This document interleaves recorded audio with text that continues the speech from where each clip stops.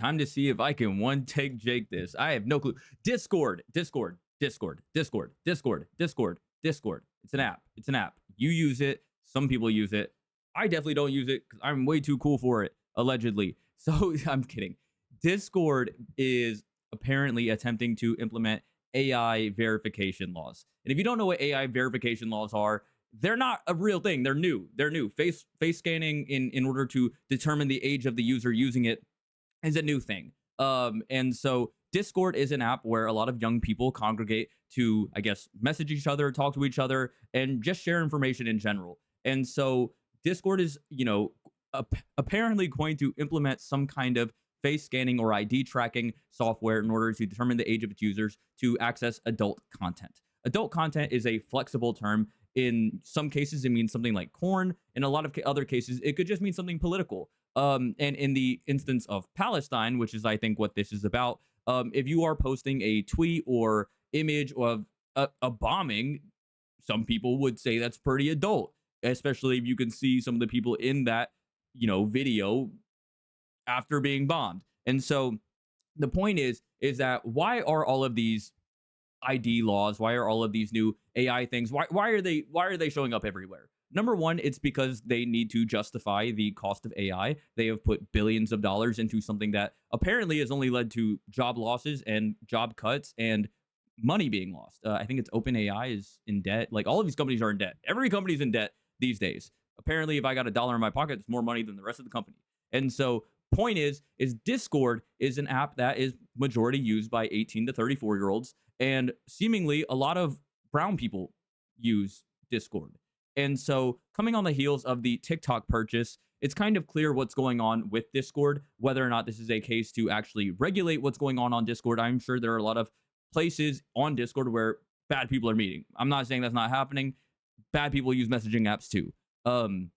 And so, with things like TikTok and the acquisition of TikTok tracking users' immigration status and maybe their gender identity, it's very easy to see why these AI scanners are a little bit more fickle than we give them credit for. Is that we don't know what they're looking at when they look at our kids. They could be looking at their gender, they could be looking at their skin complexion, they could be looking at anything. And so giving access to these phones and to this platform to do any kind of AI verification law is typically not that. It's pretty much never about safety these days. If they cared about saving the kids, those Epstein files are out there. Do you know what I mean? They would be getting investigated, but they're not. This is also coming on the heels of Washington Post basically getting rid of their international staff, despite making, being owned by one of the richest men in the world. Are they losing money? The answer is yes. Is that the lack of reporting and authentic reporting that has come from Washington Post and New York Times and all of these things have led to people unsubscribing, and these are being used to justify the very cuts coming to the people that are attempting to cover the thing that people want. And so this has every single thing to do with racism and bigotries and a genuine clampdown on the kids and how they access the internet. This story right here is about Facebook. Facebook tried to make this camera back in the day. A lot of people don't remember it because it wasn't that big of a story in its time, but they wanted the camera to autofocus in on people's faces. But because the staff was entirely white, they never trained it to look at black and brown people. They'd only trained it on themselves. And here's what I'll tell you is that, do I think that the people that were making it were intentionally racist? No. But do I think that that happened? And the answer is yes. And so right here, you're actually seeing that it asked if their eyes were open. It asked an Asian American if their eyes were, ooh. And so these AI scanning things have never really been good. And to be honest, like, what is the use of AI if not to do surveillance on stuff like this? Like, how has it embedded itself into our like daily lives, that kind of thing?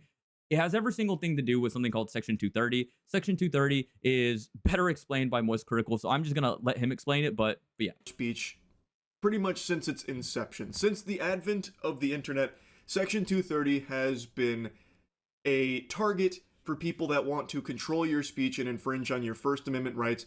And dismantling Section 230 would fundamentally change the internet as you know it, and that's not an exaggeration to say it. Put it even more simply, Section 230 allows goobers like me to post whatever they want, saying whatever they want, and the platform itself is not liable for whatever I've made or said. that is on me personally. The platform. So the reason why Section 230 has seemingly worked up until now is we didn't see the things that we see now. Is now whenever something happens in Venezuela, we see it. When something happens in Cuba, we see it. Whenever something happens in Palestine, we see it. And I think that a lot of what's going on here is a clamp down on the flow of information. And I think like most people would want to know what's going on, I guess really anywhere. There seemingly the government doesn't want that. Is that it is blamed? I think the Democrats blame TikTok for the reason why Kamala Harris lost the election for the coverage of Palestine. And again, we have to ask the question: what's more wrong? What was happening in Palestine or the coverage of it?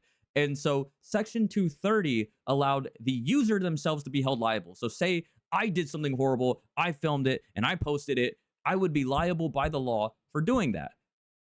Changing it to the company changes the entire organization of how laws get passed and how regulation is done. So, for example, you can just tell a company at that point, well, we don't want kids on the platform, or we don't want Palestine on the platform, or we don't want ICE on the platform. And the company now would have to figure out how to do that, how to implement that. That would not be something that the user themselves might be charged for, the company would be.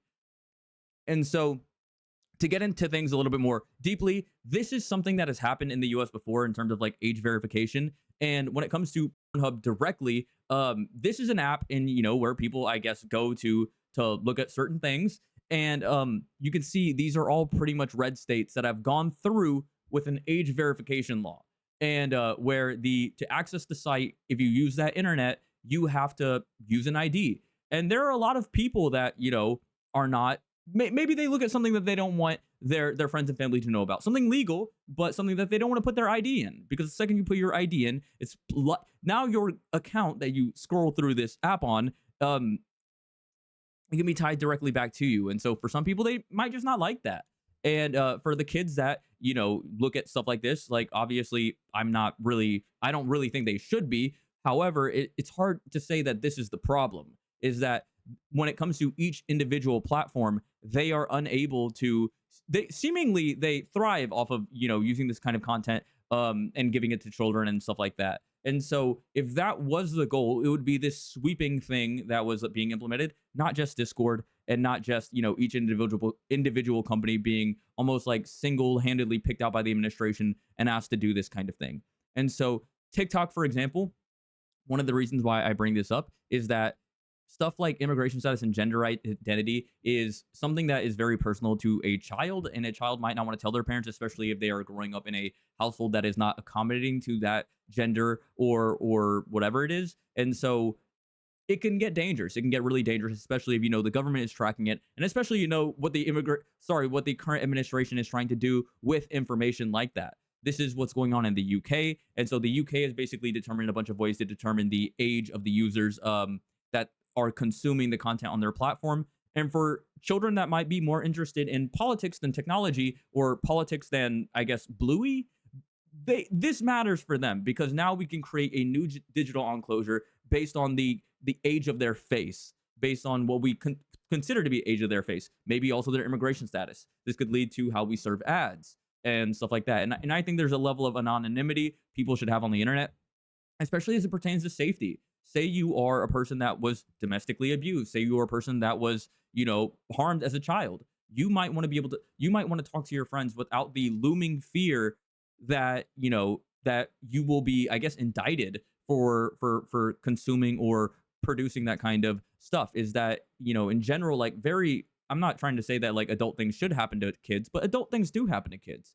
And so labeling something as adult could take a variety of different meanings. One of the major instances of this is something that Twitch would end up doing. Twitch is a streaming platform where people play video games or something like that.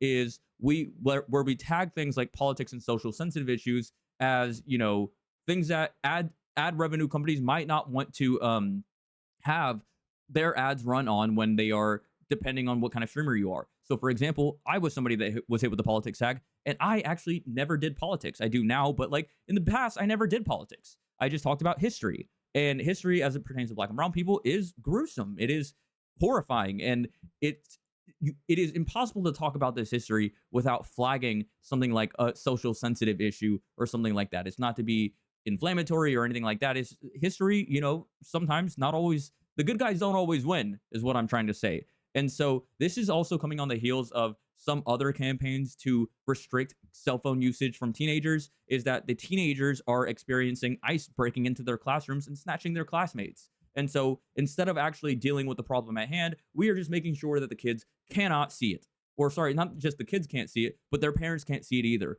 How does a kid go home and tell their parent, "Oh, my friend was snatched. Do you have proof? Do you have proof of what the ICE officer did to the student?" You don't, because the kids don't have their phones anymore. And so this is beginning this year, and it seems to be some kind of very specific thing to monitor children and what they post online. It's actually really funny because Candace Owens, that Candace Owens, like that one, like that, like, think the biggest streamer on YouTube.tv right now. This was a something that she had presented so many years ago. There was a thing called Gamergate. I'm not going to explain what it is. If you know what Gamergate is, I'm sorry. But basically, people were sending her hate comments, and she was like, "These people wouldn't post this stuff if I could see their face. They wouldn't post this stuff if I could tell who they were." And she actually started a company that was founded around IDing the posts. Now, obviously, we can understand now why this is dangerous. Is there a danger in the anonymity of posting? Is there hate that people get online? Obviously, yes. Should politicians be able to pursue, though, when somebody's like, "Hey, you enabled a genocide"? Like, should they be able to do that? That's almost like free press at that point. But politicians are attempting to track the kids that are posting things like this and really get ahead of it in the most dangerous way. One of the things that Ken Klippenstein reported on was how ICE is using government databases to track people that are posting about ICE. And so apparently, Department of Homeland Security records that the IRS, or sorry, what is this called? The Intelligence Reporting Next Generation System is a portal that ICE has been using to detain what they are calling criminals. And they are using the terrorist watch list, like the secure flight data, like all of these different things in order to determine who it is posting this stuff, and then using it to facilitate raids, and enter people's homes and snatch them up, not for being quote unquote illegal, but for posting about it. And so basically, in my personal opinion, this is very dangerous and leads to a slippery slope of how we do internet surveillance. And, thanks Obama, I guess, for that, because of the Patriot Act. There are alternatives for Discord. Some of the alternatives is this thing called Stout. I think it's just kind of a clone. And it says that it's not tracking you, essentially. I'm not really sure, but all that to say is I do believe in the quote unquote value of a dollar and going to platforms when the platform that you are on is doing things that you don't agree with. And so that's just me mentioning that in passing. But yes, so for all the people that don't know, if you have a Discord, if you use Discord, whatever it is, smile from the camera, I guess.